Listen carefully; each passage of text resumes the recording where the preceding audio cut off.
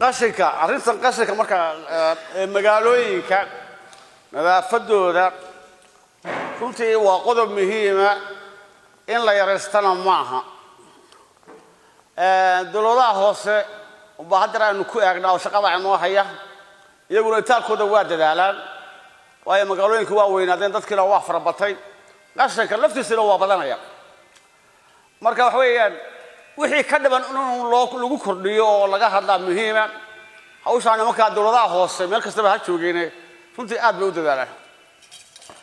waxaana waxa weeyaan inta qashinku ku jiro wasaqdu ku jirta cudurku ku jira inta wasaqdu ku jirto oo qashinku ku jiro ba cudurku ku jira waxa yar adigu aan qiyaasayaa inay ka dhiman tahay wiigi qolo walba wiigi maalin baa la ururiyaa xaafadda magaalooyinka nidaamkaas waa nidaam aad u fiican laakiin waxa ka dhiman garbage baarahan kan waa weyn lagu guro xashiishka oo koona walba xaafad loo dhigo waayo hadda reerkii qashinka guriga ku urursanaya jawaan buu ku gurayaa waa dhibaatooyin caynkaas iska jira marka in garbage-ka inkasta lacag u baahan yihiin in garbage-ka ay badiyaan oo magaalooyinka dhigaan arrinta ayada waa muhiim inta adigu dawladda hoose aan ku kordhin lahaa qodobka labaad waxa weeyaan dhowr goor baa sharci ka soo saaray oo xukuumaddii hore Soomaaliya uu ka soo saaray in bacuhu mamnuuc yihiin arrintaas weli ilaa imikada ma dhaqaaqin bacihii aan joojinay weli waa la iibinaya markii la joojiyay waxa bilaabay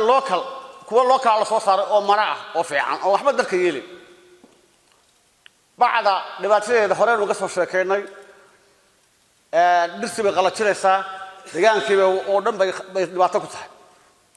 marka wax weeyaan aafada bacaha way taaganta weli sharcigii ahaa in la joojiyo bacaha weli imikada ah magaalada waa lagu iibiyaa meel ala cid ka daba gashay cid tiri waa hawshaas sharci baa laga soo saaray hal joojiyo la mamnuucaasna weli haddii xukuumaddu meel kastaba ha joogtay waxay ahayd inay wax ka qabato arrinta ayada ah waxba lagama qaban